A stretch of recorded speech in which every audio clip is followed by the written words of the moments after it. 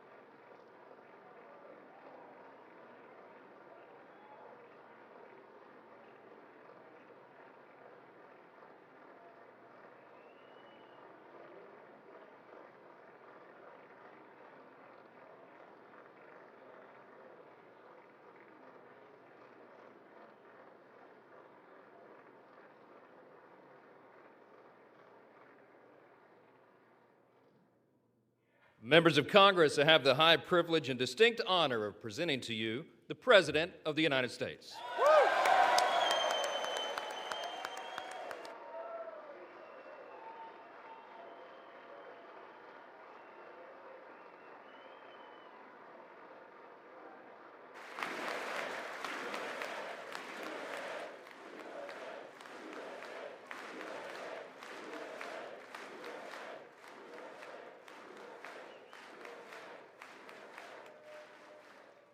Well, thank you very much, everybody. It's really an honor. Speaker Johnson, Vice President Vance, First Lady of the United States,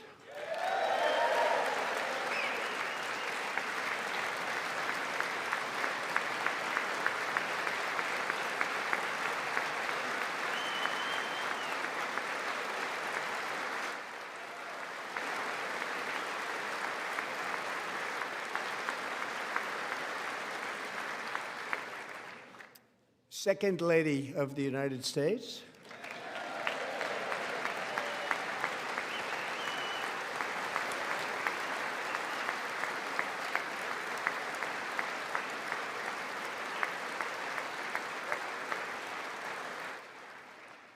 members of Congress, and my fellow Americans. Our nation is back, bigger, better, richer, and stronger than ever before.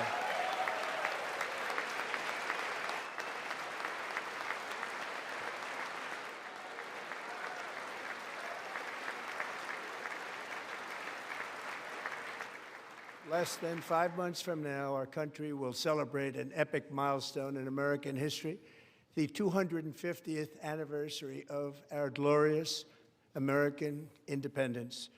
This July 4th, we will mark 2.5 centuries of liberty and triumph, progress and freedom in the most incredible and exceptional nation ever to exist on the face of the earth. And you've seen nothing yet. We're going to do better and better and better. This is the golden age of America.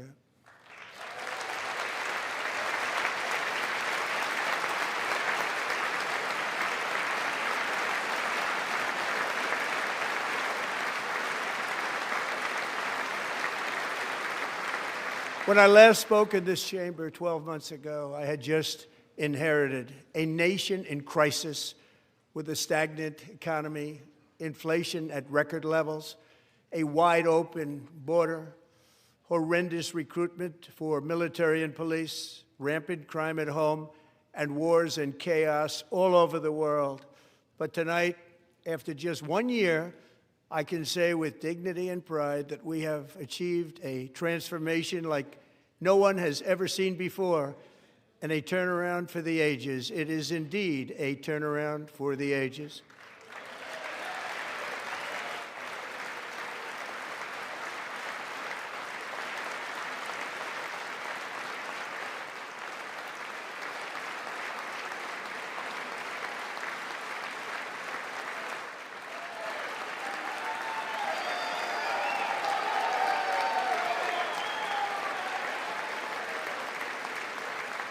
And we will never go back to where we were just a very short time ago. We're not going back.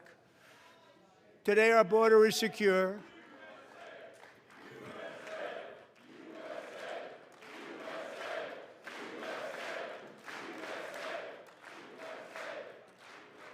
Thank you. Today, our border is secure. Our spirit is restored. Inflation is plummeting. Incomes are rising fast. The roaring economy is roaring like never before, and our enemies are scared, our military and police are stacked, and America is respected again, perhaps like never before.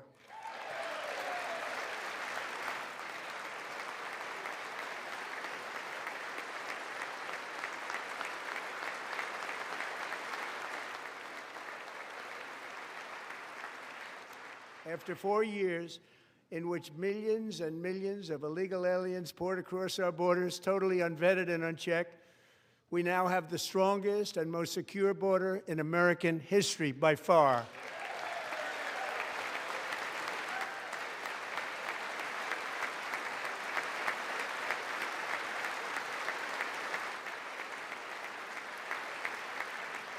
In the past 9 months, 0 illegal aliens have been admitted to the United States.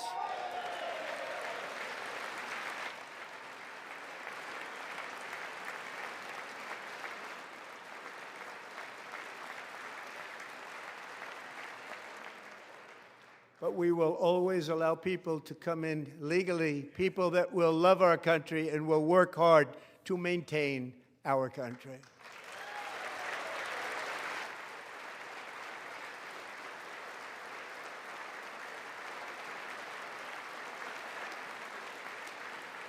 The flow of deadly fentanyl across our border is down by a record 56% in 1 year.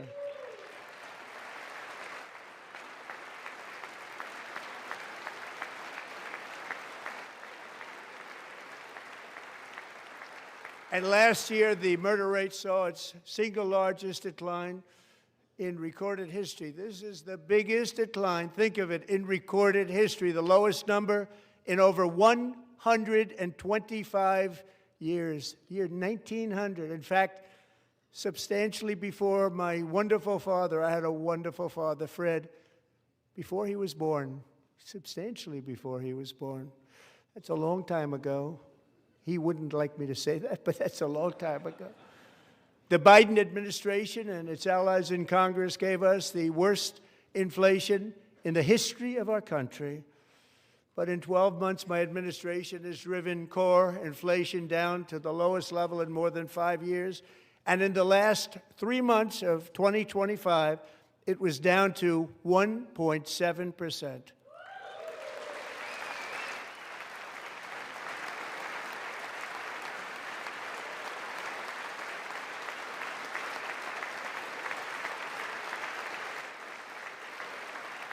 Gasoline, which reached a peak of over $6 a gallon in some states under my predecessor, it was quite honestly a disaster, is now below $2.30 a gallon in most states, and in some places, $1.99 a gallon. And when I visited the great state of Iowa just a few weeks ago, I even saw $1.85 a gallon for gasoline.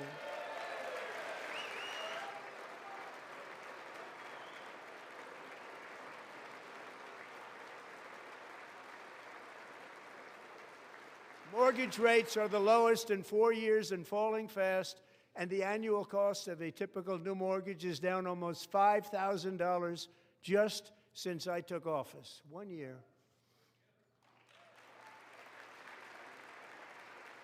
And low interest rates will solve the Biden-created housing problem while at the same time protecting the values of those people who already own a house that really feel rich for the first time in their lives. We want to protect those values. We want to keep those values up. We're going to do both.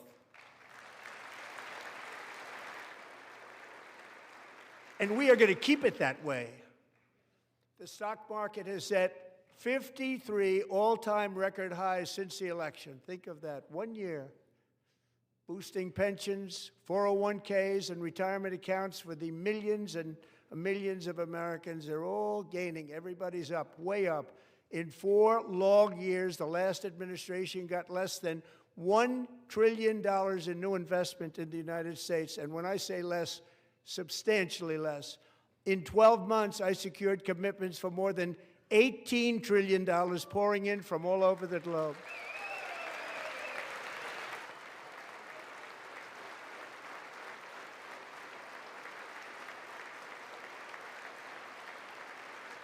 Think of it, much less than $1 trillion for 4 years versus much more than $18 trillion for 1 year. What a difference a president makes. A short time ago, we were a dead country. Now we are the hottest country anywhere in the world, the hottest.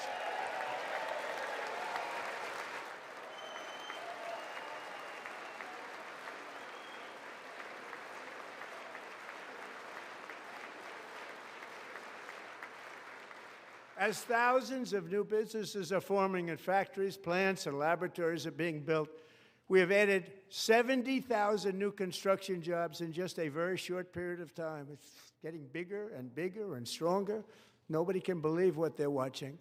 American oil production is up by more than 600,000 barrels a day, and we just received from our new friend and partner, Venezuela, more than 80 million barrels of oil.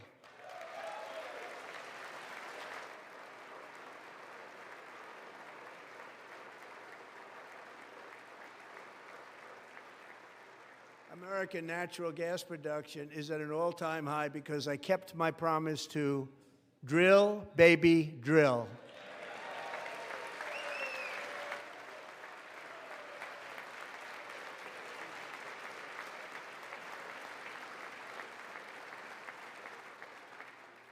More Americans are working today than at any time in the history of our country. Think about that. Any time in the history of our country, more working today. And 100% of all jobs created under my administration have been in the private sector.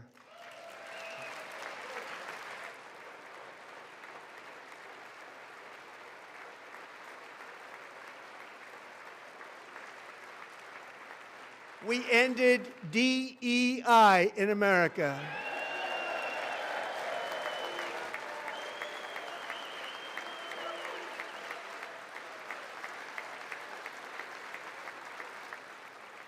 We cut a record number of job-killing regulations, and in 1 year we have lifted 2.4 million Americans, a record, off of food stamps.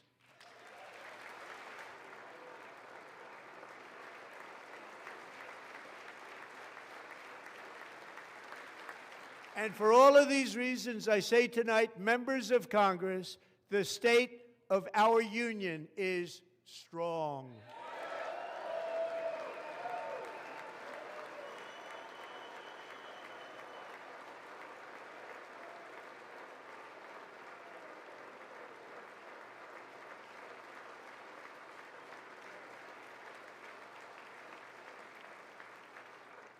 Our country is winning again. In fact, we're winning so much that we really don't know what to do about it.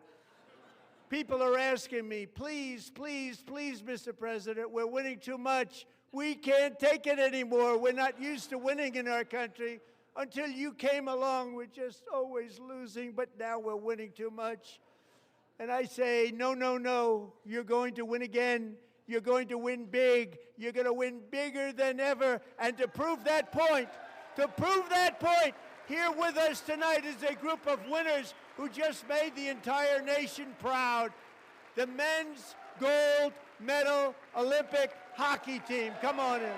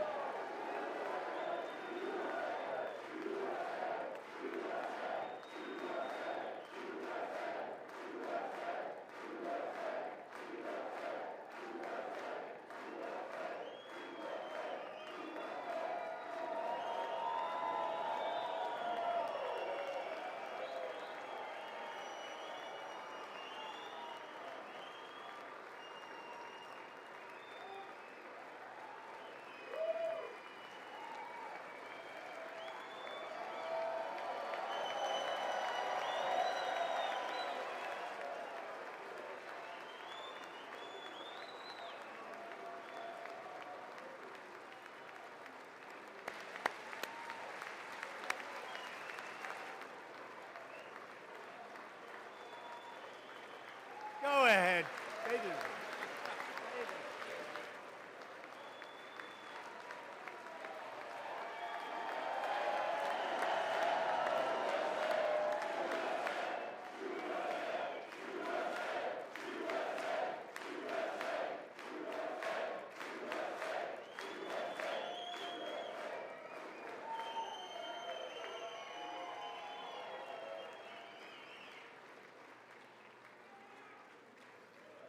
That's the first time I've ever seen them get up. And actually, not all of them did get up.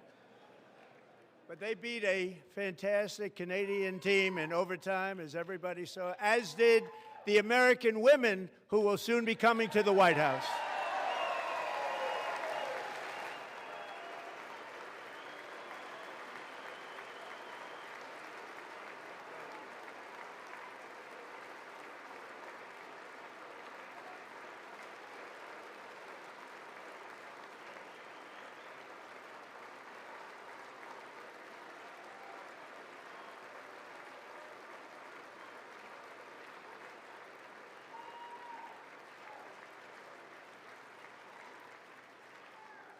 They were in the Oval Office before, and I just want to say a second very big congratulations to Team USA. But I have to say that, and I told them this, and we took a vote of the team. I said, anybody votes no, I'm not doing it.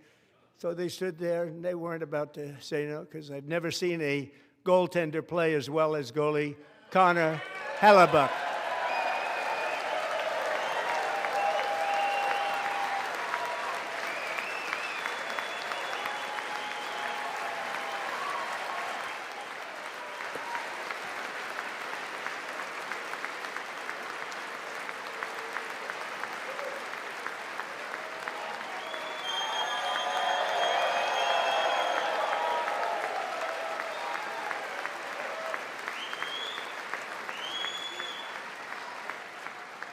Think of it, 46 shots on goal, and I asked him, the one shot, the one where you put your stick in the back and it hit the neck of your stick and bounced off, do you practice that, or was that a little lucky?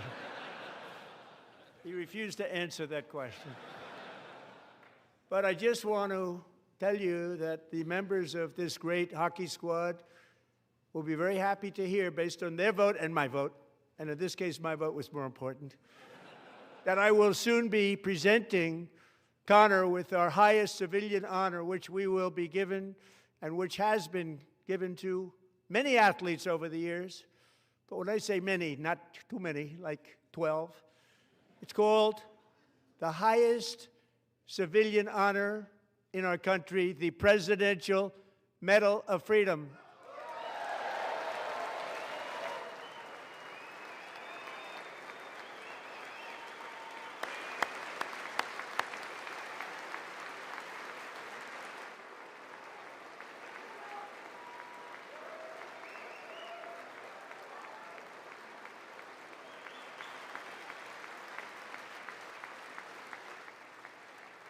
Great athletes have gotten that, very great, the best, and I thought he deserved it. And I did take a vote, every single one of them. I said, I'm not giving it if anybody goes no, and every single one of them rapidly put up their hand. So I want to thank you all. What a special job you did. What special champions you are. Thank you very much.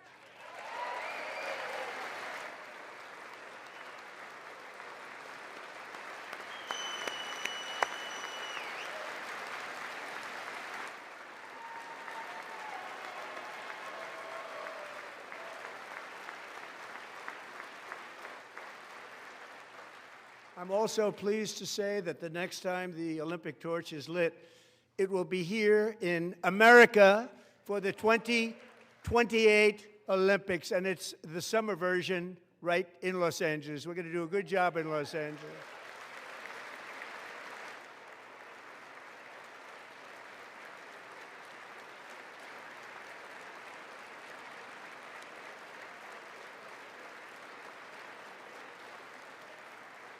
And Los Angeles is going to be safe, just like Washington, D.C. is now one of the safest cities in the country.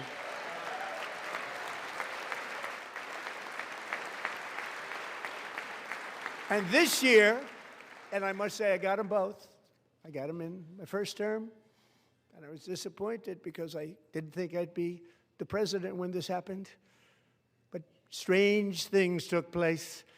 And now I've got them because I got the Olympics and I got the 2026 FIFA World Cup, and I wanted to claim the 250th, but I didn't get away with that one. I couldn't claim that one for myself. But we're getting the World Cup, so we have the World Cup and the Olympics coming, and that is exciting news.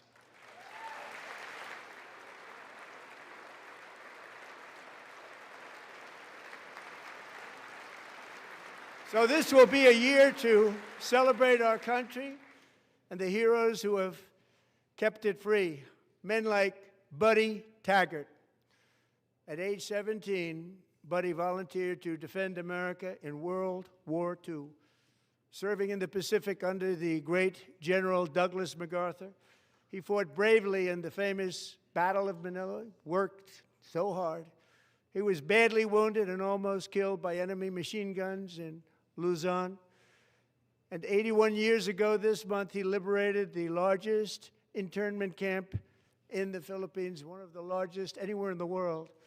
Buddy earned many honors, including a Purple Heart and a Bronze Star, came home, started a family, and tonight he is in the gallery looking forward to July 4th, 2026, his 100th birthday.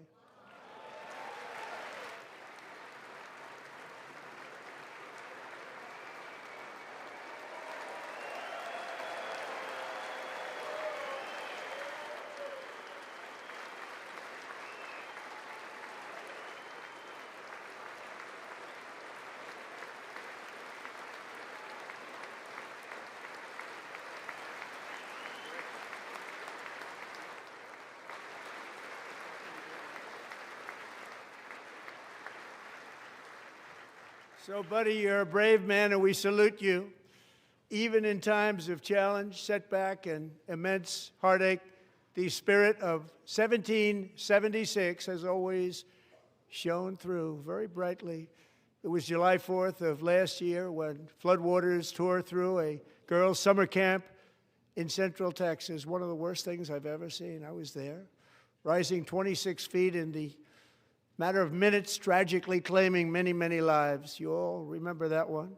As the waters threatened to sweep her away, 11-year-old Millie Kate McClelland closed her eyes and prayed to God. She thought she was going to die. Those prayers were answered when Coast Guard rescue swimmer Scott Ruskin descended from a helicopter above. Nobody knew where he came from. It was Scott's first ever rescue mission, a young guy, but very brave, very, very top, always top in his class. And he lifted not just Millie Kate, but 164 others to safety.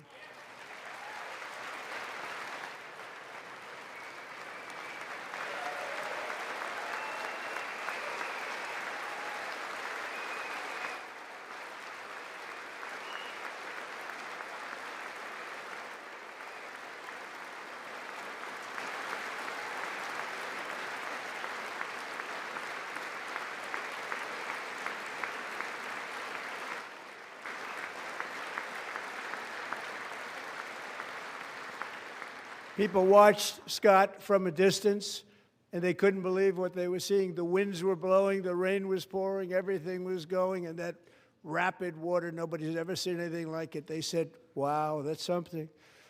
Tonight, Scott and Millie Kate are here together, reunited for the very first time. Thank you, Scott, Millie Kate.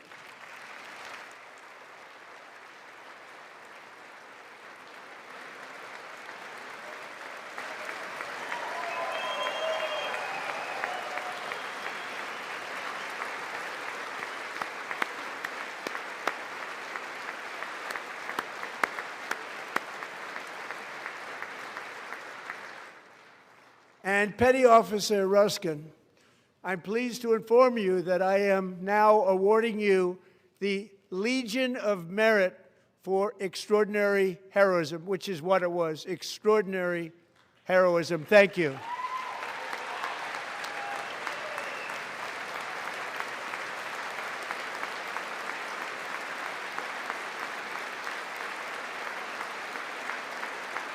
And I'd like to have the military aide to please come down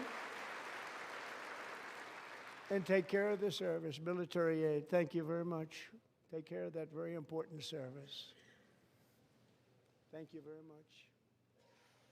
From 1776 to today, every generation of Americans has stepped forward to defend life, liberty, and the pursuit of happiness. And they're really doing it for the next generation. But now it's our turn. Together we're building a nation where every child has the chance to reach higher and go further, where government answers to the people, not the powerful, and where the interests of hardworking American citizens are always our first and ultimate concern. That is the debt we owe to the heroes who came before us, and that is the promise we must keep to America for our 250th year. Last year, I urged this Congress to begin the mission by passing the largest tax cuts in American history, and our Republican majorities delivered so beautifully. Thank you, Republicans.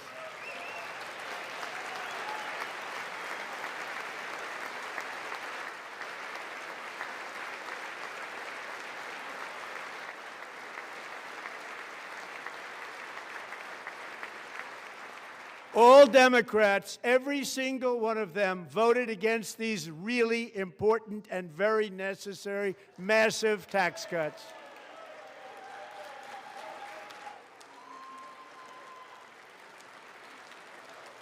They wanted large-scale tax increases to hurt the people instead. But we held strong, and with the great, big, beautiful bill, we gave you no tax on tips, no tax on overtime, and no tax on Social Security for our great seniors.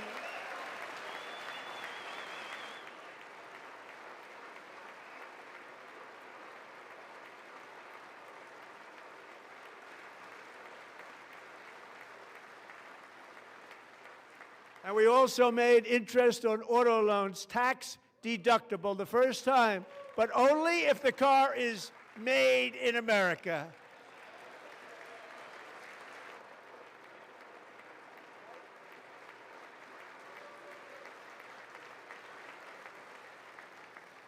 Recently in Pennsylvania, I met Megan Hemhauser, a devoted mom who's homeschools her children, beautiful, 2 children, during the day while waiting tables at night as her husband works overtime operating very heavy equipment. Megan is here this evening, and she's happy to tell you that she is so much richer because with no tax on tips, no tax on overtime, and our expanded child tax credit done again by Republicans, Megan and her husband will take home more than $5,000 extra just for the year, cutting her tax bill in more than half.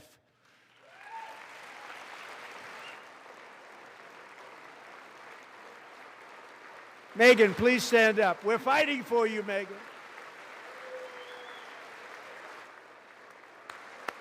Thank you, Megan. Thank you, Megan. We're fighting for you, Megan. Under our bill, parents like Megan can also activate their children's brand new Trump accounts. And I didn't name it. I did not name it. I did not name that.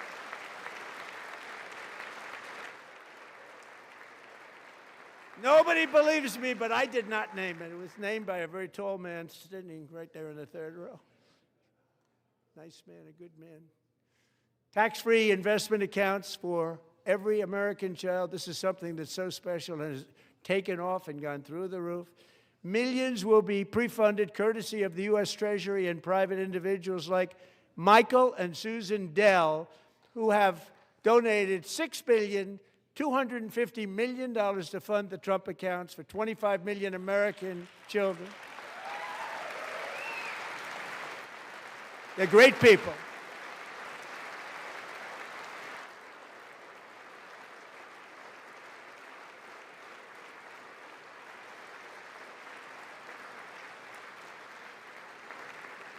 You know, I asked Michael Dell, how do you make all that money? He said, well, I just sat on my dorm in school, and I made computers, and I'd sell them to people, and I just kept selling and selling and selling, and pretty amazing story. That's called the American dream. He sold a lot of computers, a lot of those laptops, so I congratulate him on that, but I really thank him and Susan, as well as others like Brad Gerstner, a very tremendous guy. He was behind it right from the beginning. Brad Gerstner. Thank you, Brad.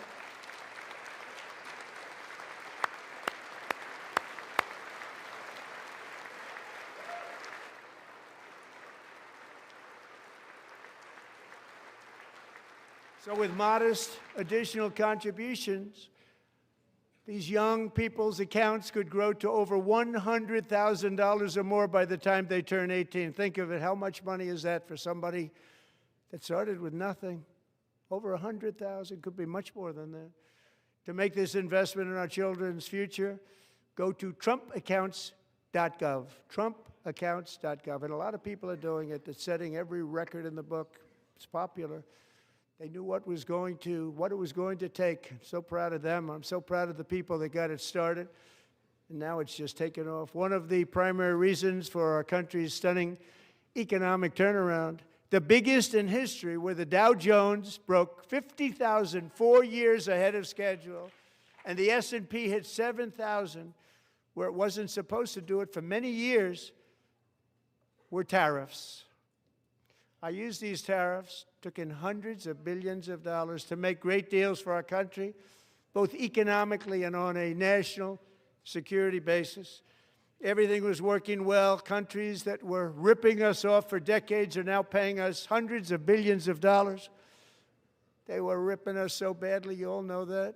Everybody knows it. Even the Democrats know it. They just don't want to say it. And yet these countries are now happy, and so are we. We made deals. The deals are all done. And they're happy. They're not making money like they used to, but we're making a lot of money. There was no inflation, tremendous growth, and the big story was how Donald Trump called the economy correctly, and 22 Nobel Prize winners in economics didn't. They got it totally wrong. They got it really wrong.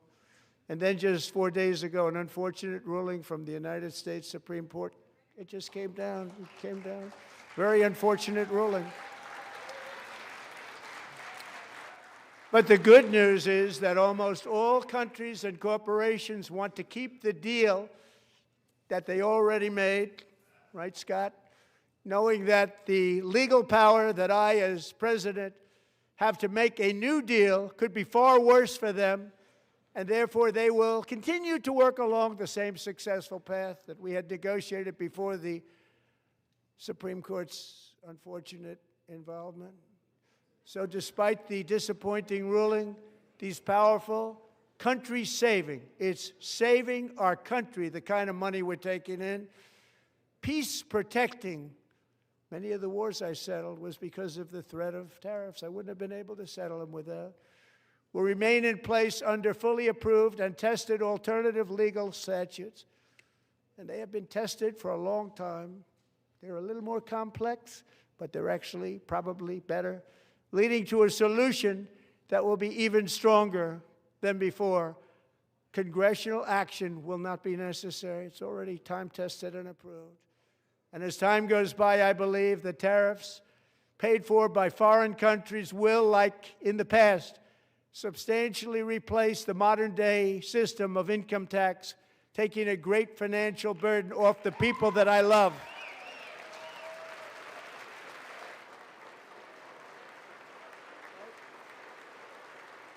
Right?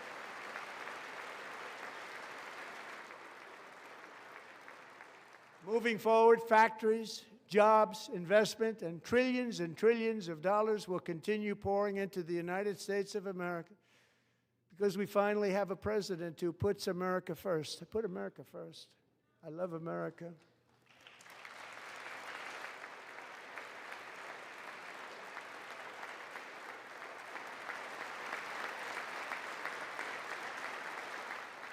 For decades before I came along, we had the exact opposite. From trade to health care, from energy to immigration, everything was stolen and rigged in order to drain the wealth out of the productive, hardworking people who make our country great, who make our country run. Under Biden and his corrupt partners in Congress and beyond, it reached a breaking point with the Green New scam, open borders for everyone. They poured in by the millions and millions from prisons, from mental institutions. They were murderers, 11,888 murders. They came into our country. You allowed that to happen. And record-setting inflation that cost the typical family $34,000 in just a speck of time. Now the same people in this chamber who voted for those disasters suddenly used the word affordability, a word. They just used it. Somebody gave it to them, knowing full well that they caused and created the increased prices that all of our citizens had to endure. You caused that problem. You caused that problem.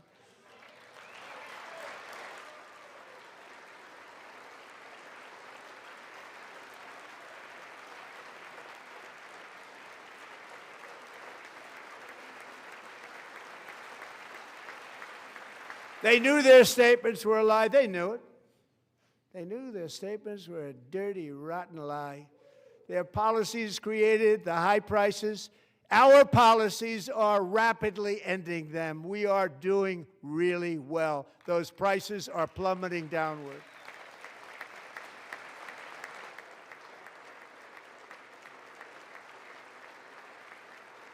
The price of eggs is down 60%, Madam Secretary. Thank you.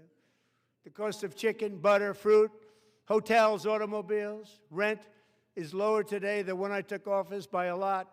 And even beef, which was very high, is starting to come down significantly. Just hold on a little while. We're getting it down. And soon you will see numbers that few people would think were possible to achieve just a short time ago. Nobody can believe when they see the kind of numbers, and especially energy, when they see energy going down to numbers like that, they cannot believe it. It's like another big tax cut. I'm also confronting one of the biggest ripoffs of our times, the crushing cost of health care caused by you. Since the passage of the Unaffordable Care Act, sometimes referred to as Obamacare, big insurance companies have gotten rich. It was meant for the insurance companies, not for the people.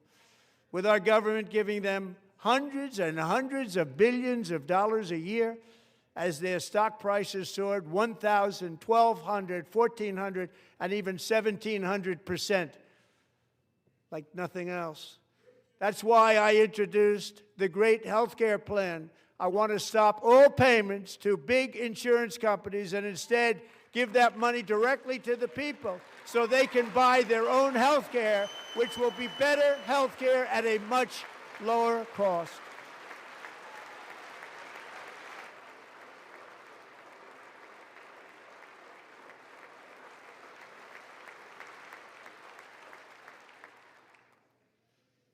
In addition, my plan requires maximum price transparency. That's a big deal.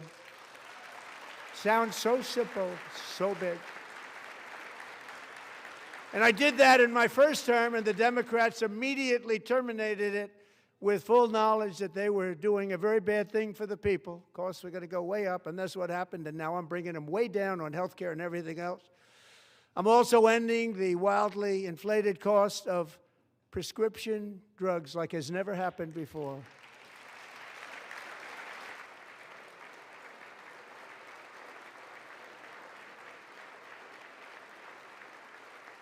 Other presidents tried to do it, but they never could. They tried. Most didn't try, actually. But they tried. They said they tried. They couldn't do it. They didn't even come close. They were all talk and no action, but I got it done. Under my just enacted most favored nation agreements, Americans who have for decades paid by far the highest prices of any nation anywhere in the world for prescription drugs will now pay the lowest price anywhere in the world for drugs. Anywhere, the lowest price.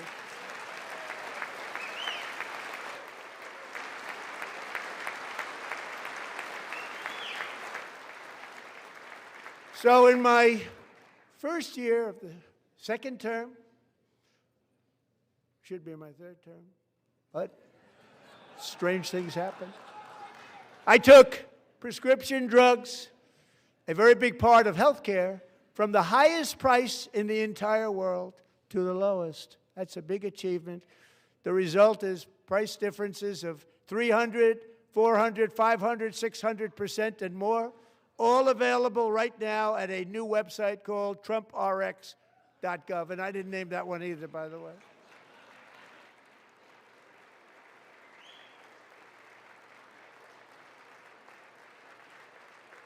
And here tonight is the very first customer ever to get that big discount, and it is big, Catherine Rayner. For 5 years, she and her husband have struggled with infertility, and they turned to IVF. One drug has been costing Catherine $4,000 to purchase, but a few weeks ago, she logged onto the TrumpRx website and got that same drug that cost $4,000, got it for under $500. A reduction of much more, actually, than $3,500. Catherine, we are all praying for you, and you're going to be a great mom.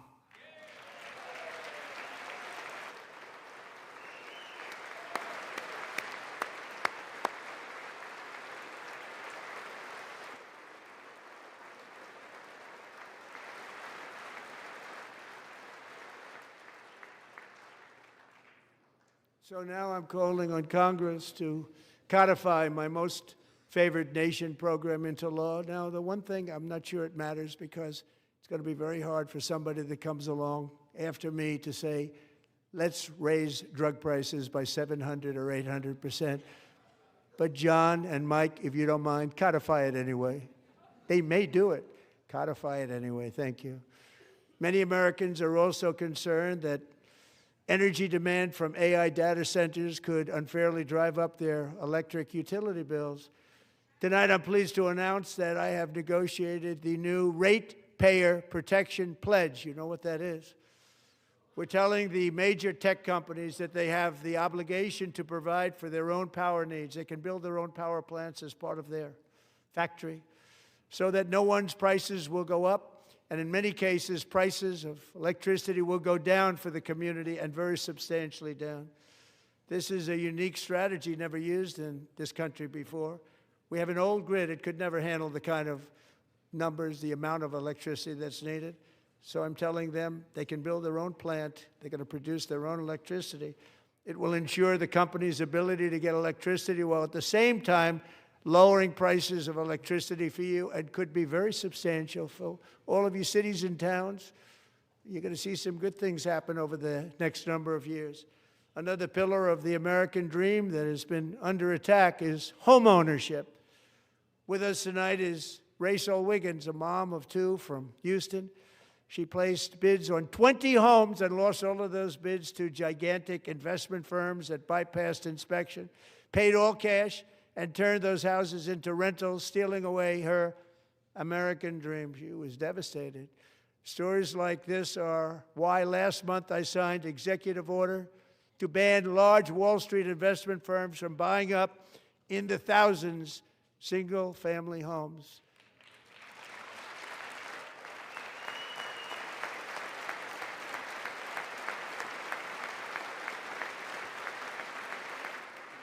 And now I'm asking Congress to make that ban permanent, because homes for people, really, that's what we want. We want homes for people, not for corporations. Corporations are doing just fine. Rachel, thank you very much. Good luck with your home. You'll get one soon.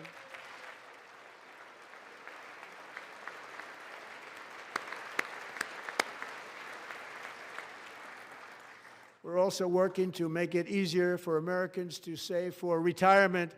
And under this administration, we will always protect Social Security and Medicare. They are not protecting it for our seniors. We will always protect Social Security, Medicare, Medicaid.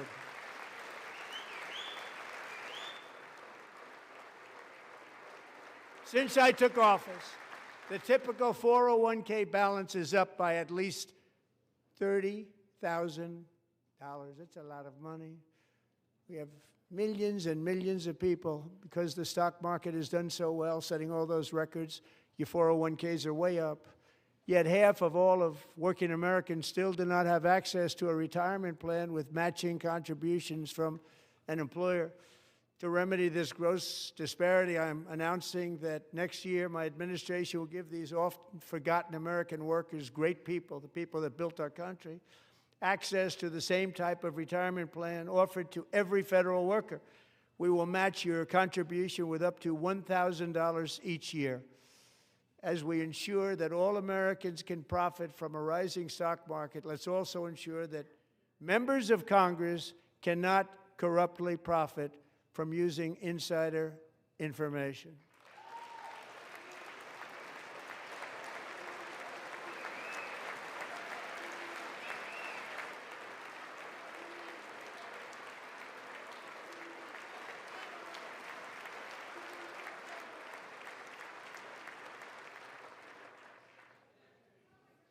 They stood up for that. I can't believe it. I can't believe it. Did Nancy Pelosi stand up if she's here? Doubt it. Pass the Stop Insider Trading Act without delay.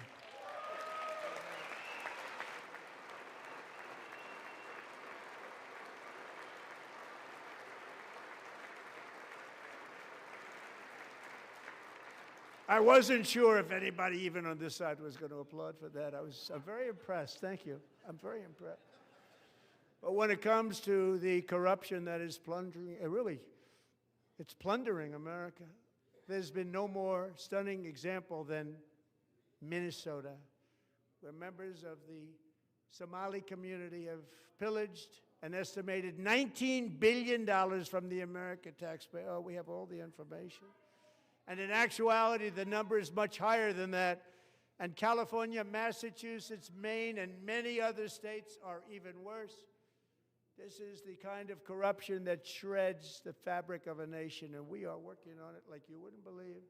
So tonight, although started 4 months ago, I am officially announcing the war on fraud to be led by our great Vice President, J.D. Vance.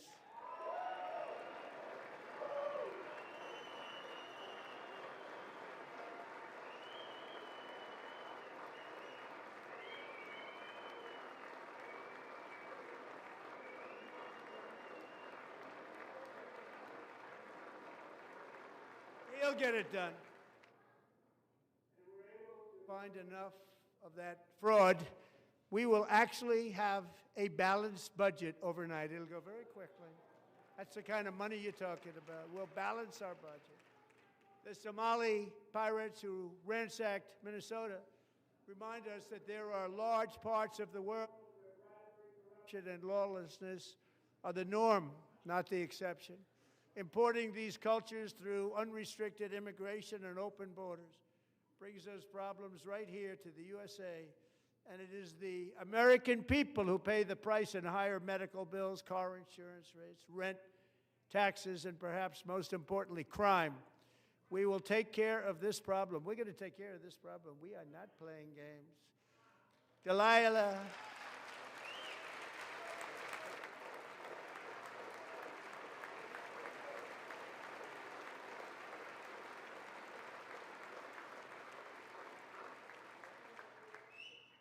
Delilah Coleman was only 5 years old in June 2024 when a 18-wheel tractor trailer plowed into her stopped car traveling at 60 miles an hour or more.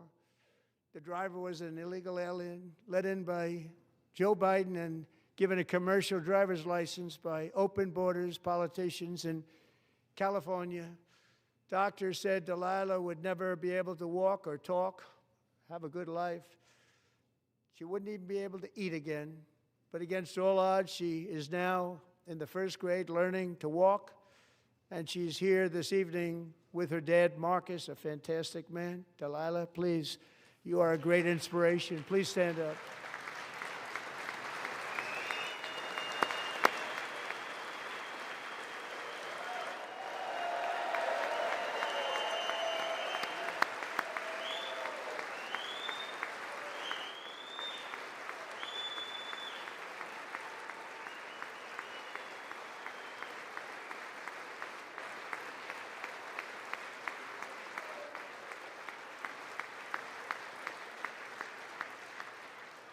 Thank you, Delilah. Many, if not most, illegal aliens do not speak English and cannot read even the most basic road signs as to direction, speed, danger, or location. That's why tonight I'm calling on Congress to pass what we will call the Delilah Law, barring any state from granting commercial driver's licenses to illegal aliens.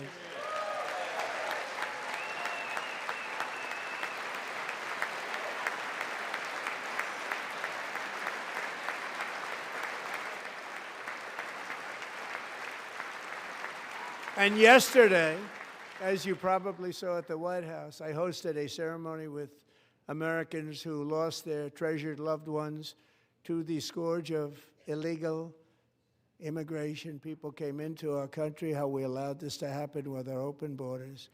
These are the angel moms and families that for decades our government betrayed and our media totally ignored. It was terrible. Hard to believe, actually. In 2023, a 16-year-old high school cheerleader named Elizabeth Medina was supposed to perform in her town's Christmas parade, but she never arrived. Her mother, Jacqueline, went home to look for her, and she found her lying dead in a bathtub, bleeding profusely after being stabbed 25 times. Lizbeth's killer was a previously arrested illegal alien who had broken in and brutally extinguished the brightest light in her family's life, violently and viciously. Her heartbroken mother is in the gallery to remind everyone in this chamber exactly why we are deporting illegal alien criminals to our country at record numbers, and we're getting them the hell out of here fast. We don't want them.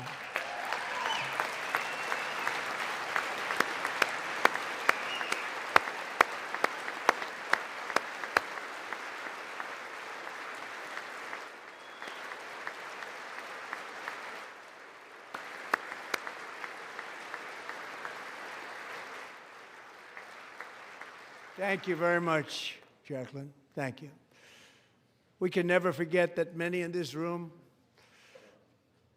not only allowed the border invasion to happen before I got involved, but indeed they would do it all over again if they ever had the chance. If they ever got elected, they would open up those borders to some of the worst criminals anywhere in the world.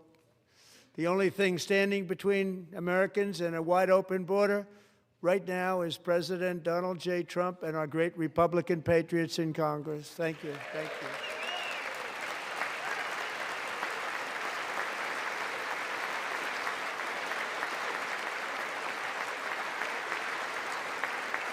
As we speak, Democrats in this chamber have cut off all funding for the Department of Homeland Security. It's all cut off.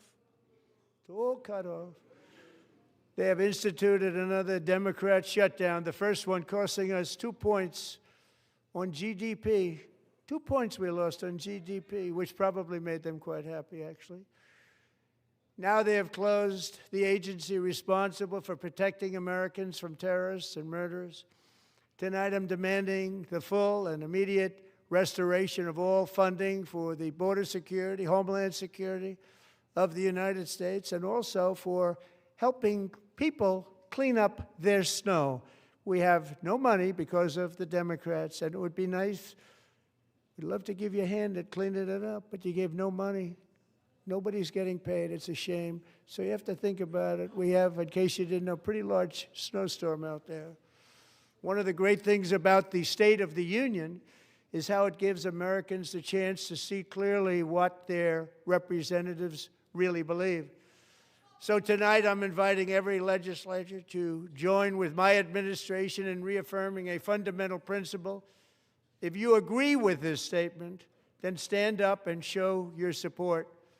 The first duty of the American government is to protect American citizens, not illegal aliens.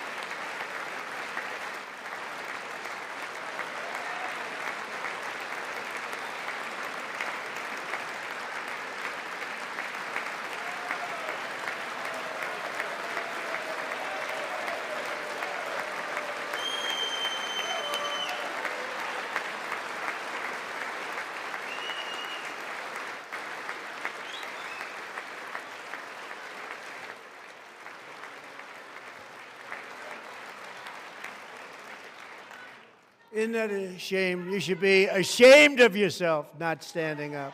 You should be ashamed of yourself. That is why I'm also asking you to end deadly sanctuary cities that protect the criminals and enact serious penalties for public officials who block the removal of criminal aliens. In many cases, drug lords, murderers all over our country, they're blocking the removal of these people out of our country, and you should be ashamed of yourself.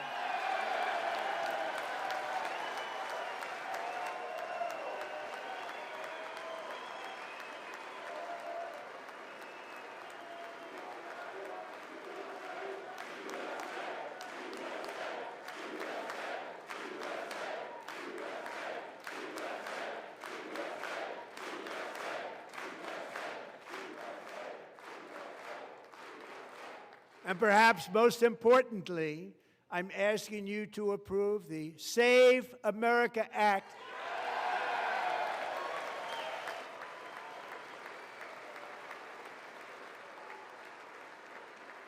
To stop illegal aliens and others who are unpermitted persons from voting in our sacred American elections. That cheating is rampant in our elections. It's rampant. It's very simple. All voters must show voter ID.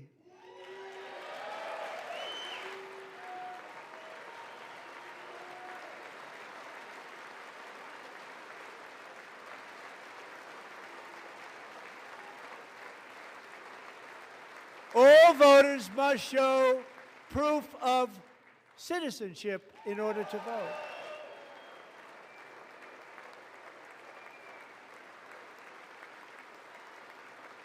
And no more crooked mail-in ballots except for illness, disability, military, or travel.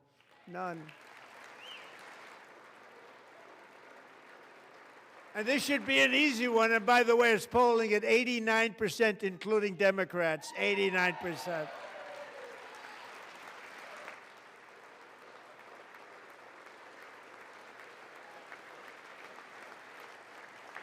And even the new communist mayor of New York City, I think he's a nice guy, actually. Speak to him a lot. Bad policy, but nice guy. Just said they want people to shovel snow. They got hit hard. Wants them to shovel snow, but if you apply for that job, you need to show 2 original forms of ID and a Social Security card. Yet they don't want identification for the greatest privilege of them all, voting in America. No, it's no good. No good. Both Republicans and Democrats overwhelmingly agree on the policy that we just enunciated. And Congress should unite and enact this common sense, country-saving legislation right now, and it should be before anything else happens.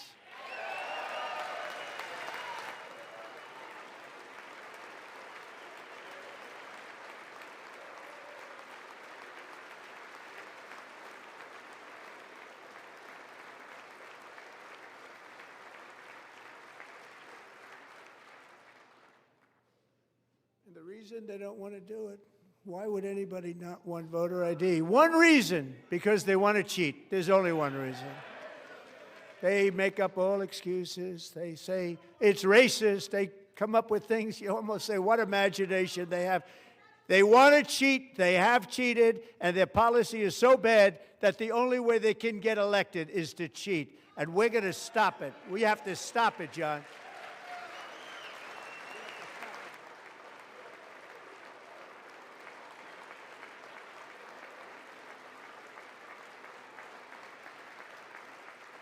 And here is one more opportunity to show common sense in government. In the gallery tonight are Sage Blair and her mother, Michelle. In 2021, Sage was 14 when school officials in Virginia sought to socially transition her to a new gender, treating her as a boy and hiding it from her parents. Hard to believe, isn't it? Before long, a confused Sage ran away from home after she was found in a horrific situation in Maryland. A left-wing judge refused to return Sage to her parents because they did not immediately state that their daughter was their son. Sage was thrown into an all-boys state home and suffered terribly for a long time. But today, all of that is behind them because Sage is a proud and wonderful young woman with a full-ride scholarship to Liberty University. Sage and Michelle, please stand up.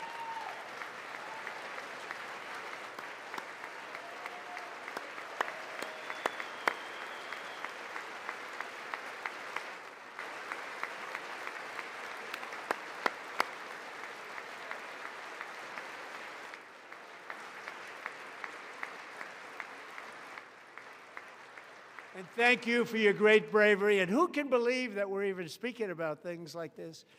15 years ago, if somebody was up here and said that, they'd say, what's wrong with him? But now we have to say it because it's going on all over numerous states without even telling the parents. But surely we can all agree no state can be allowed to rip children from their parents' arms and transition them to a new gender against the parents' will. Who would believe that we're even talking about this? We must ban it, and we must ban it immediately.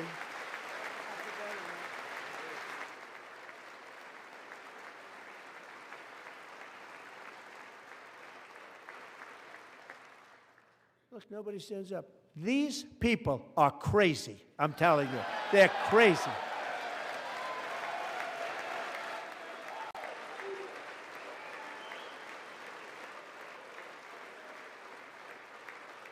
Amazing. Incredible. Boy, oh boy. We're lucky we have a country. With people like this, Democrats are destroying our country, but we've stopped it just in the nick of time, didn't we? Huh?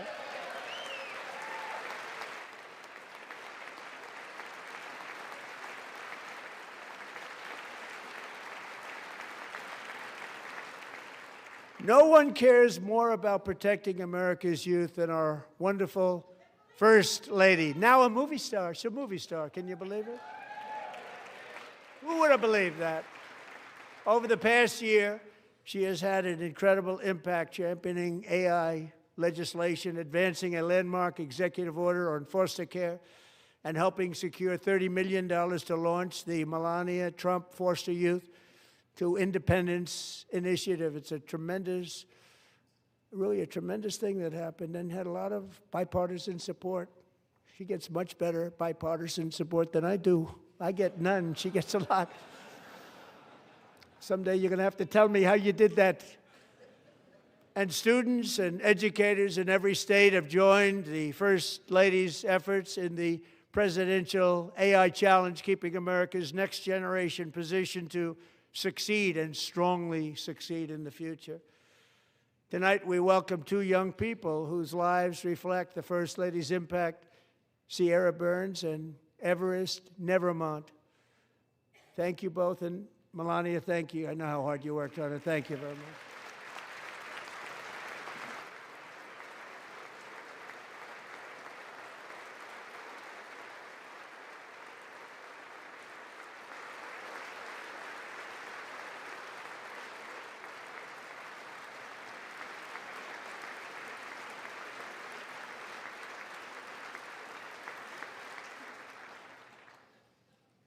I'm very proud to say that during my time in office, both the first 4 years and in particular this last year, there has been a tremendous renewal in religion, faith, Christianity, and belief in God. Tremendous renewal.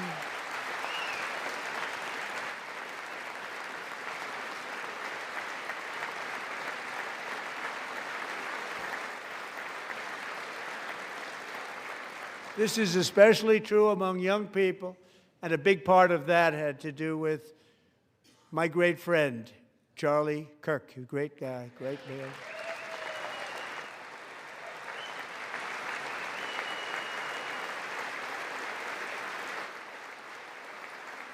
So last year, Charlie was violently murdered by an assassin and martyred, really martyred for his beliefs.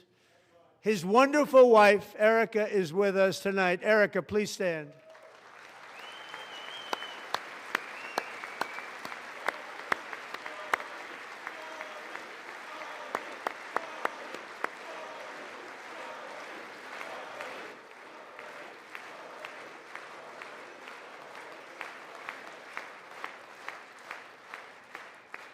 Thank you, Erica. Been through a lot.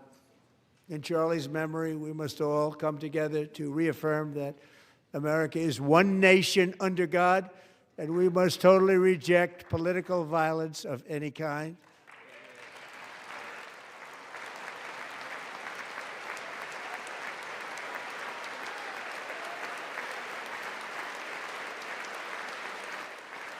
We love religion, and we love bringing it back, and it's coming back at levels that nobody actually thought possible. It's really a beautiful thing to see. Above all, unleashing America's promise requires keeping our communities safe. We have made incredible strides, yet dangerous repeat offenders continue to be released by pro-crime Democrat politicians again and again. We are honored to be joined tonight by a woman who's been through hell, Anya Zarutska. In 2022, she and her beautiful daughter, so beautiful, what a beautiful young woman, Irina, fled war-torn Ukraine to live with relatives near Charlotte, North Carolina. And by the way, what's going on with Charlotte? Last summer, 23-year-old Irina was riding home on the train when a deranged monster who had been arrested over a dozen times and was released through no cash bail, stood up and viciously slashed a knife through her neck and body. No one will ever forget there were people on that train. No one will ever forget the expression of terror on Irina's face as she looked up at her attacker in the last seconds of her life. She died instantly. She had escaped a brutal war only to be slain by a hardened criminal set free to kill in America, came in through open borders. Mrs. Zarutska, tonight I promise you we will ensure justice for your magnificent daughter, Irina.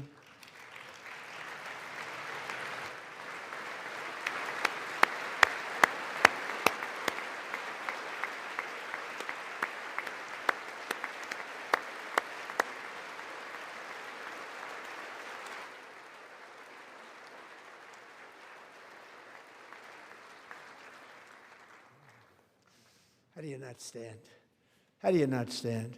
I'm asking this Congress to pass tough legislation to ensure that violent and dangerous repeat offenders are put behind bars, and importantly, that they stay there.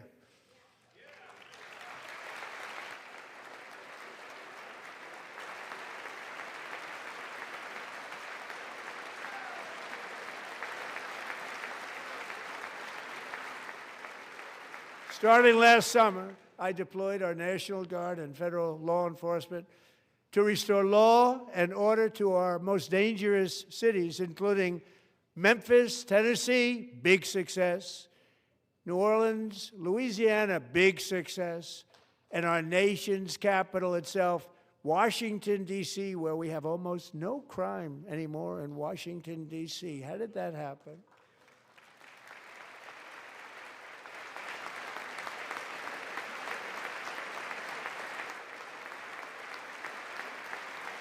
In fact, crime in Washington is now at the lowest level ever recorded, and murders in D.C. this January were down close to 100% from a year ago.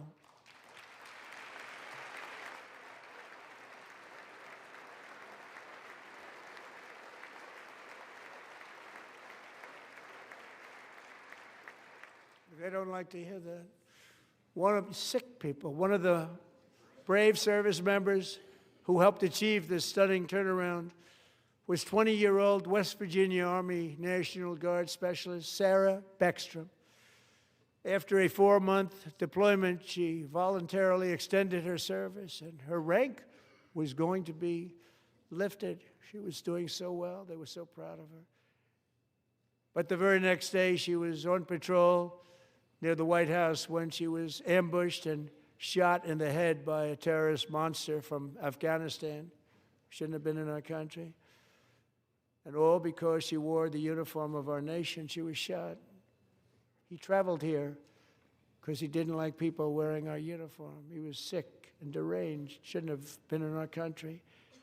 Sarah Beckstrom died in order to defend our capital, and we are honored to be joined by her wonderful parents, Gary and Evalie.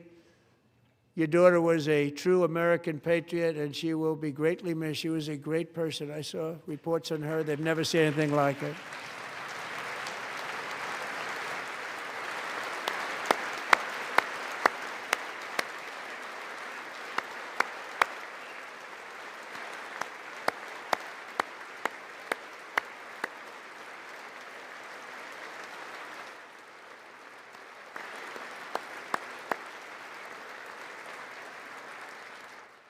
So sorry. Thank you very much.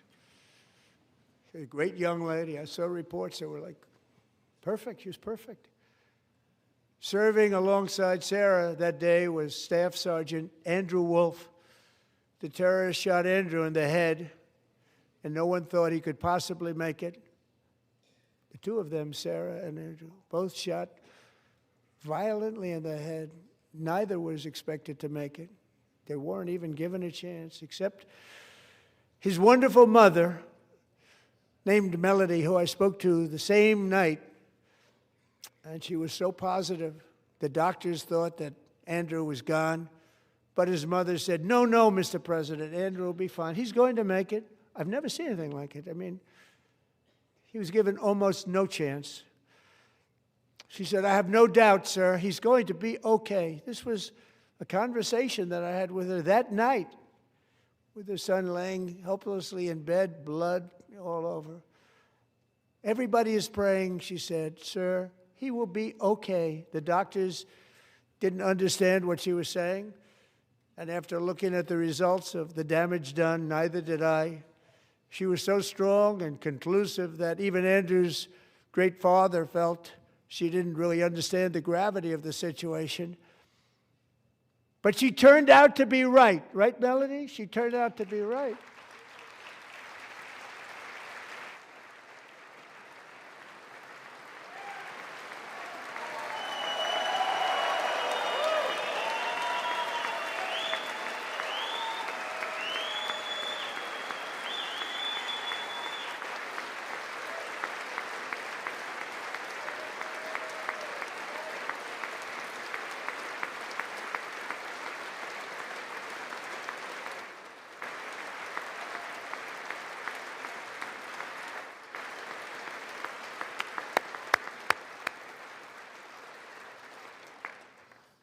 Amazing, actually.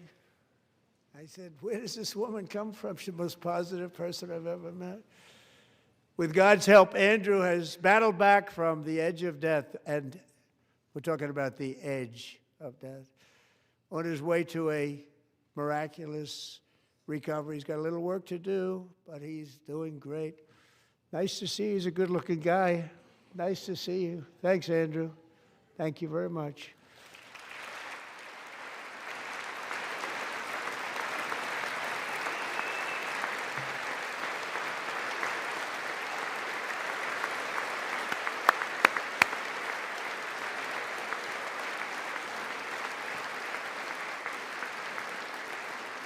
So, Andrew, while you're up, now I'm going to ask a highly respected General James Seward to present Staff Sergeant Andrew Wolf and the great family of Sarah Beckstrom with the award created by our late, great President George Washington himself. It's called the Purple Heart.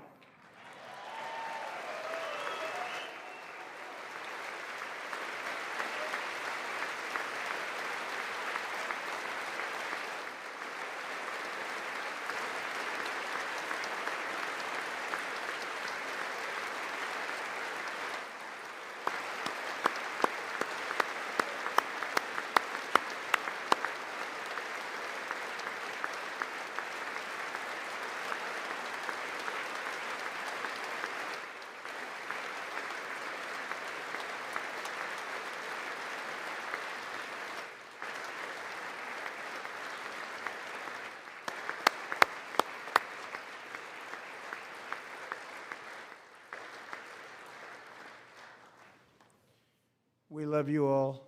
Love you. We're proudly restoring safety for Americans at home, and we are also restoring security for Americans abroad.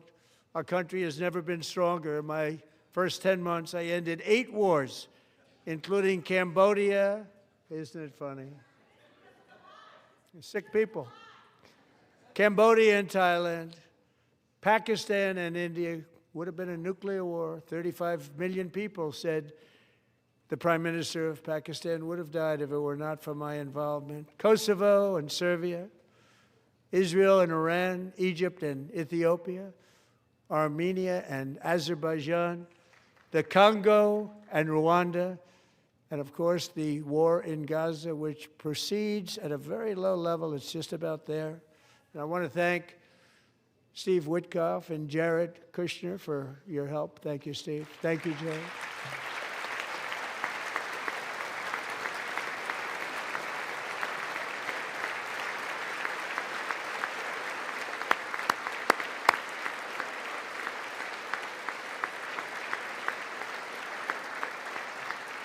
And I also want to thank the man they report to, Secretary of State Marco Rubio. Thank you, Marco.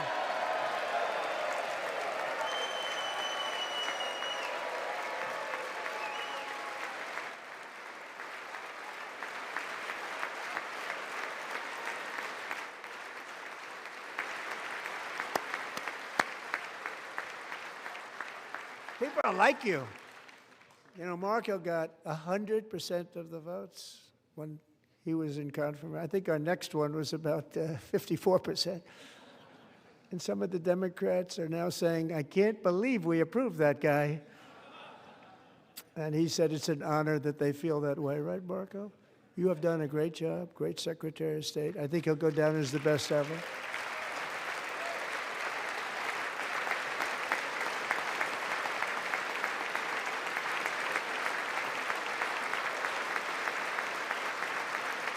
Under the ceasefire I negotiated, every single hostage, both living and dead, has been returned home. Can you believe that?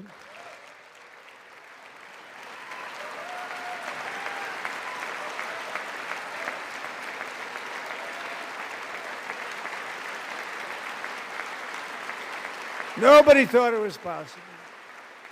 Nobody thought that was possible. Both living and dead. And those parents who had a dead son, their boy, they'd always tell me their boy, they wanted him as much as though he were living. It was an amazing period of time. And they came back, and when we got all of the living hostages back, and many, many before them, but I always said those last 20 are going to be very tough, but we got many, many more, hundreds.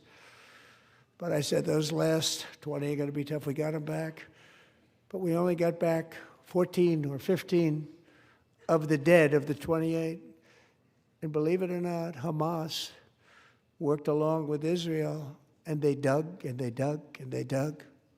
It's a tough thing to do, going through bodies all over, passing up 100 bodies sometimes for each one that they found. Tough job. And they finally got it back to 27. And then Steve and Jared, they got it back to 28. They found all 28. Nobody thought that was possible, but we did it. And I remember the family of the 28th. They were so grieved, but they were so happy as it's possible to be. They had their boy back. The mother said, "Sir, we have our boy back." What a period of time that was, but we got them all back. So thank you both very much. Great job.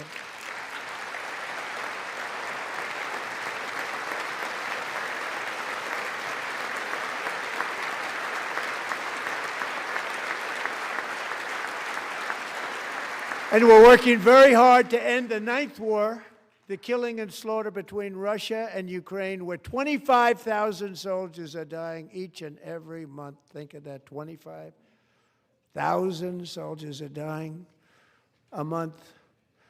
A war which would have never happened if I were president, would have never happened. As president, I will make peace wherever I can, but I will never hesitate to confront threats to America wherever we must. That's why in a breakthrough operation last June, the United States military obliterated Iran's nuclear weapons program with an attack on Iranian soil known as Operation Midnight Hammer.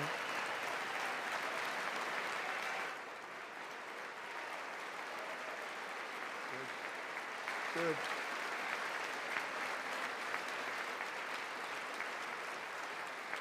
For decades, it had been the policy of the United States never to allow Iran to obtain a nuclear weapon. Many decades. Since they seized control of that proud nation 47 years ago, the regime and its murderous proxies have spread nothing but terrorism and death and hate. They've killed and maimed thousands of American service members and hundreds of thousands and even millions of people with what's called roadside bombs. They were the kings of the roadside bomb. And we took out Soleimani. I did that during my first term. Had a huge impact. He was the father of the roadside bomb.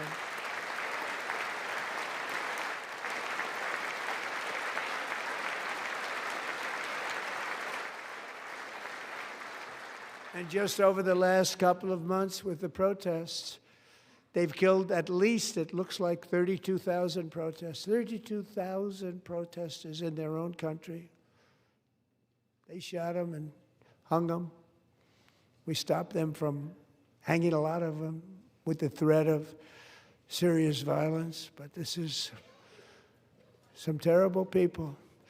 They've already developed missiles that can threaten Europe and our bases overseas, and they're working to build missiles that will soon reach the United States of America. After Midnight Hammer, they were warned to make no future attempts to rebuild their weapons program, and in particular, nuclear weapons. Yet they continue. They're starting it all over. We wiped it out, and they want to start all over again, and are at this moment again pursuing their sinister ambitions. We are in negotiations with them. They want to make a deal, but we haven't heard those secret words. We will never have a nuclear weapon. My preference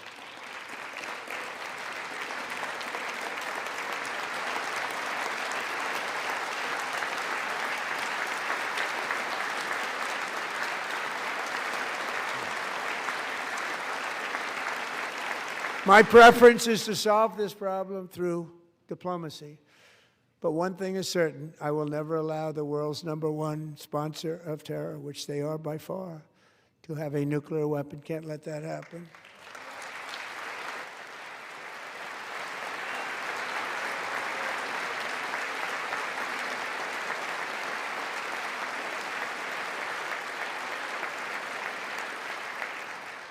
And no nation should ever doubt America's resolve. We have the most powerful military on earth. I rebuilt the military in my first term. We're going to continue to do so. Also, we just approved a $1 trillion budget. We have no choice. We have to be strong, because hopefully we will seldom have to use this great power that we built together. It's really called peace through strength, and it's been very, very effective.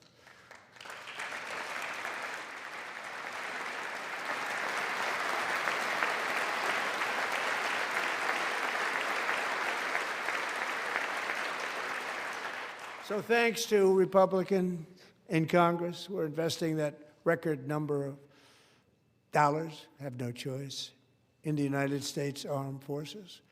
Also creating a lot of jobs, but we're not even doing it for that reason. Because as I said, we have more jobs, more people working today than ever before in the history of our country. And NATO countries are friends and allies. They are. They're our friends and they're our allies. Have just agreed, at my very strong request, to pay 5% of GDP for military defense rather than the 2%, which they weren't paying. We were paying for almost all of NATO. Now they're paying 5 as opposed to not paying 2.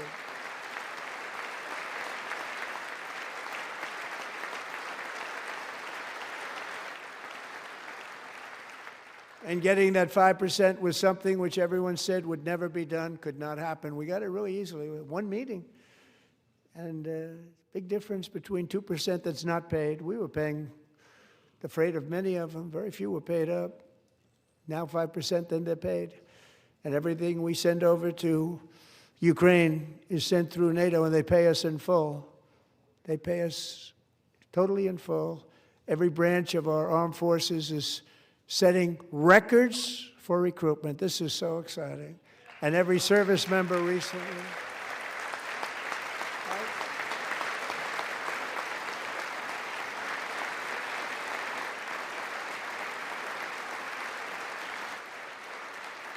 And every service member recently received a warrior dividend of $1,776.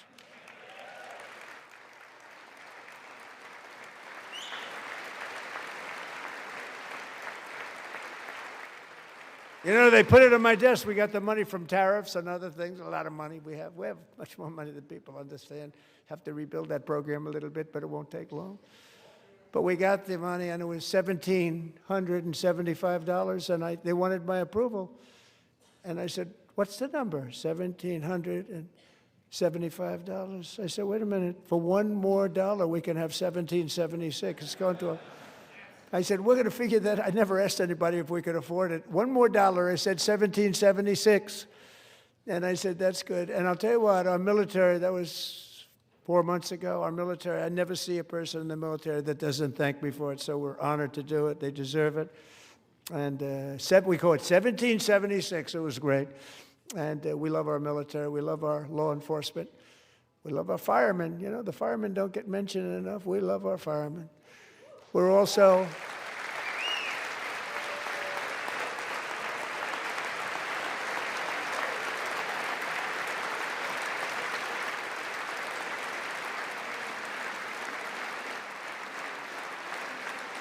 We're also restoring American security and dominance in the Western Hemisphere, acting to secure our national interests and defend our country from violence, drugs, terrorism, and foreign interference. For years, large swaths of territory in our region, including large parts of Mexico, really large parts of Mexico, have been controlled by murderous drug cartels. That's why I designated these cartels as foreign terrorist organizations, and I declared illicit fentanyl as a weapon of mass destruction.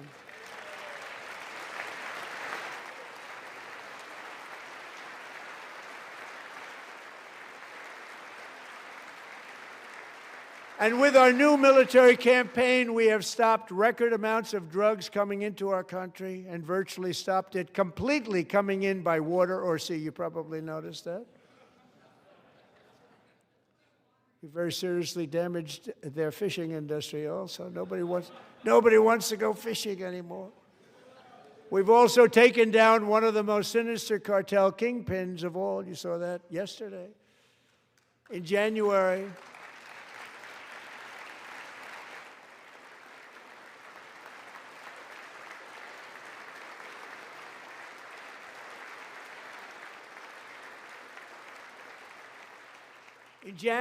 elite American warriors carried out one of the most complex, spectacular feats of military competence and power in world history. No one's seen anything like it. Foreign leaders, I won't tell you who, called me and they said, very impressive, very good.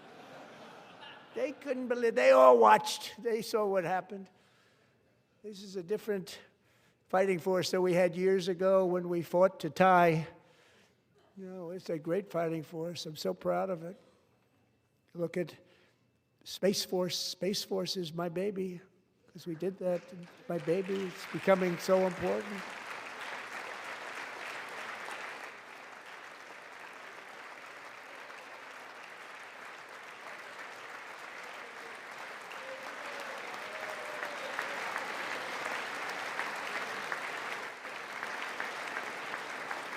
And America's armed forces overwhelmed all defenses and utterly defeated an enemy, good fighters, to end the reign of outlaw dictator Nicolas Maduro and bring him to face American justice.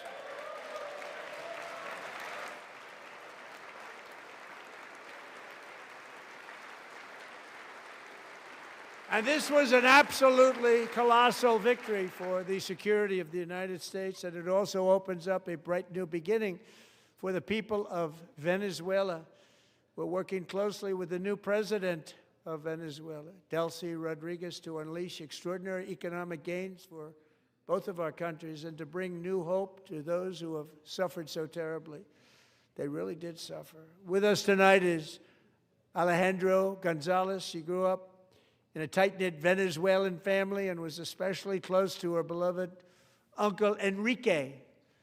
But after Enrique ran for office and opposed Maduro, he was kidnapped by Maduro's security forces and thrown into the regime's really infamous prison in Caracas. Alejandro feared she would never see her uncle again. She feared for her own life also. But since the raid, we have worked with the new leadership, and they have ordered the closure of that vile prison and released hundreds of political prisoners already, with more to come. Alejandro, I'm pleased to inform you that not only has your uncle been released, but he is here tonight. We brought him over to celebrate his freedom with you in person. Enrique, please come down.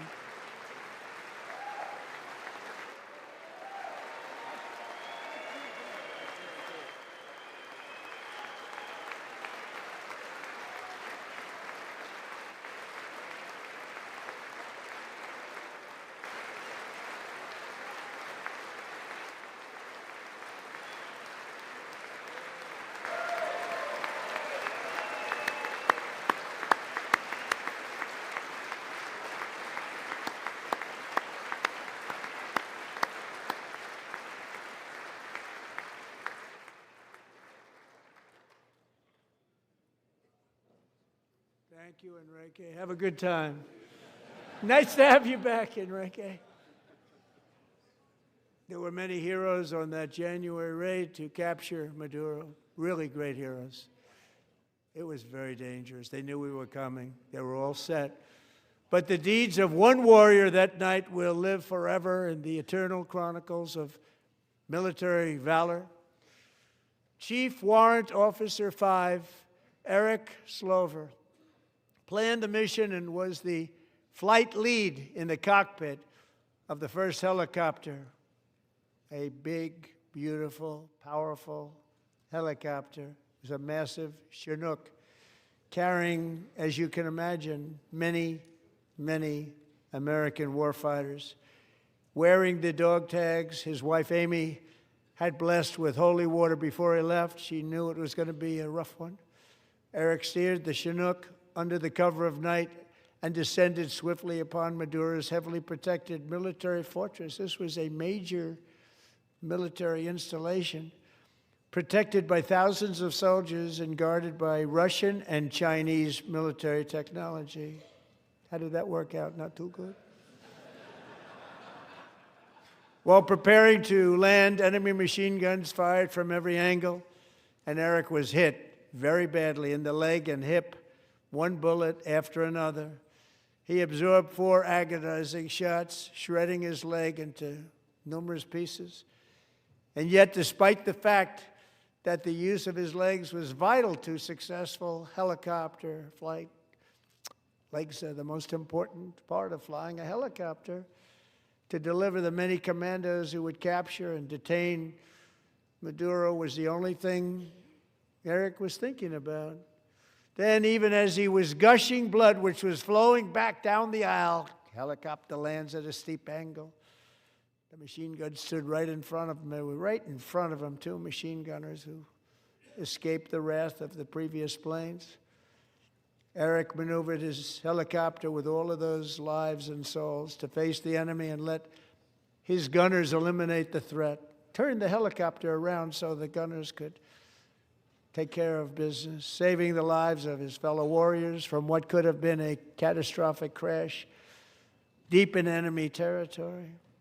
Only after safely landing the helicopter with all the warriors aboard in the exact right spot, which was vital to the mission. We probably would have had to maybe cancel the mission if that didn't happen. Eric told his co-pilot, also wounded, but not as gravely, to take over. I'm about ready to pass out. The success of the entire mission and the lives of his fellow warriors hinge on Eric's ability to take the searing pain. It was unbelievable what's happened to his legs of the bullets and keep on flying and landing and People knew what was happening. Everybody in the back of the helicopter knew because they saw the blood pouring down the aisle. Chief Warrant Officer Slover is still recovering from his serious wounds, but I'm thrilled to say that he is here tonight with his wife, Amy. Eric and Amy, come on in.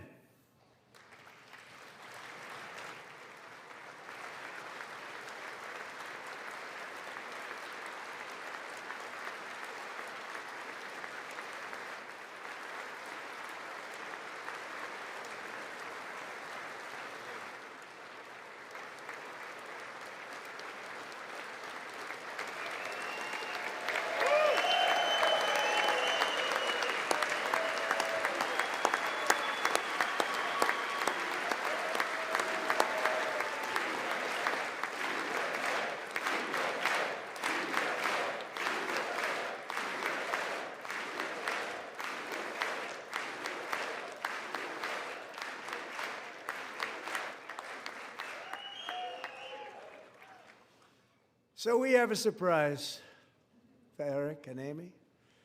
In recognition of Eric's actions above and beyond the call of duty, I would now like to ask General Jonathan Braga to present Chief Warrant Officer Slover with our nation's highest military award, the Congressional Medal of Honor.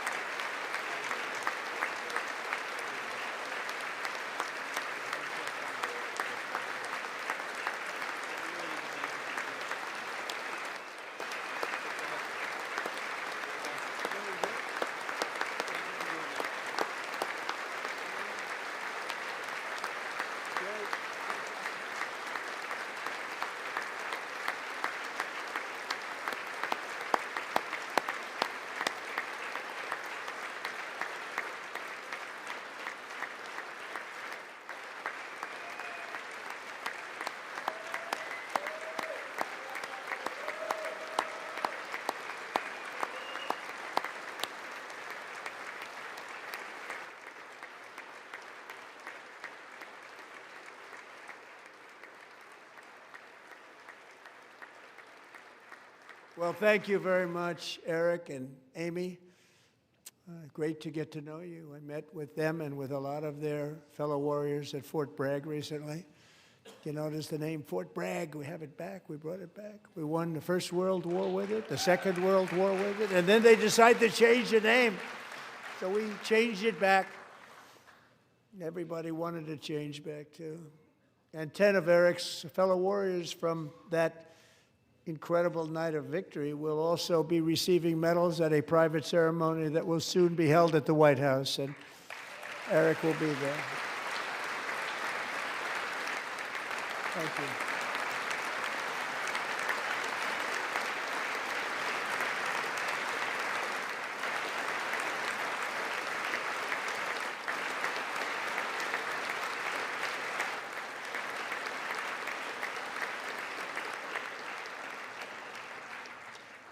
Thank you, Eric. That's a big one. Tonight we've celebrated many truly extraordinary American patriots, but there is one last living legend to honor before we go. He is one more heroic American aviator. Navy fighter pilot Royce Williams served in World War II, Korea, Vietnam, flying more than 220 missions. In the skies over Korea in 1952, Royce was in the dogfight of a lifetime, legendary dogfight. Flying through blizzard conditions, his squadron was ambushed by 7 Soviet fighter planes. It was his first aerial combat of the war, and despite being massively outnumbered and outgunned, Royce led the takedown of 4 enemy jets and almost destroyed the others, vanquishing his adversaries while taking 263 bullets to his own plane and being seriously hurt.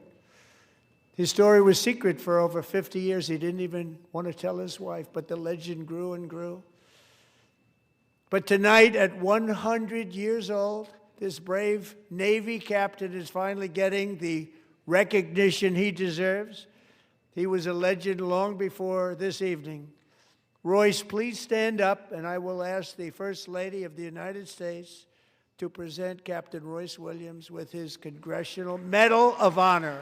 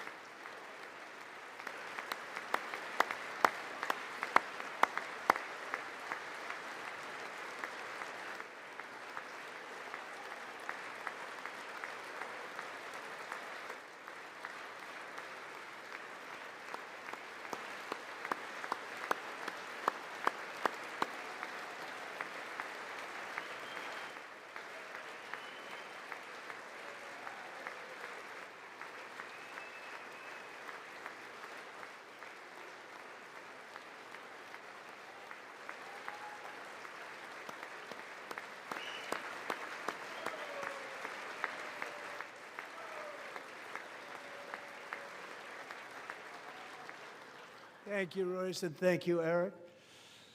I've always wanted the Congressional Medal of Honor, but I was informed I'm not allowed to give it to myself, and I wouldn't know why I'd be taking it, but if they ever open up that law, I will be there with you someday.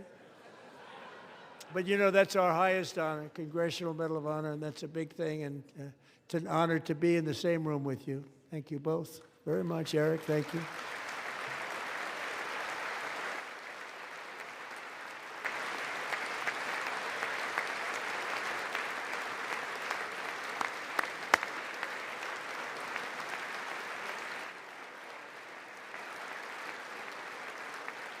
Thank you. 250 years is a long time in the life of a nation, but in another sense, it's really a mere moment in the eye of history. Two of the gentlemen we met in the gallery this evening took their first breaths 1 century ago, 100 years before that, on July 4th, 1826, the author of the Declaration of Independence, brilliant, Thomas Jefferson, drew his last breath. Just a single long human lifespan separates the giants who declared and won our independence from the heroes who stand among us tonight. Everything our nation has done, everything we have achieved, has been the work of those few great lifetimes.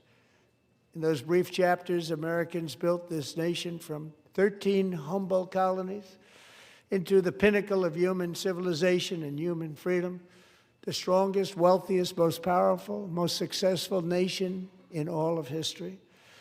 Americans ventured out across the daunting and dangerous continent. We carved paths through an unforgiving wilderness, settled a boundless frontier, and tamed the beautiful but very, very dangerous Wild West. From empty marshes and wide open plains, we raised up the world's greatest cities. Together, we mastered the world's mightiest industries and shattered history's monstrous tyrannies. And we liberated millions from the chains of fascism, communism, oppression, and terror. Americans lifted humanity into the skies on the wings of aluminum and steel, and then we launched mankind into the stars on rockets powered by sheer American will and unyielding American pride. We wired the globe with our ingenuity.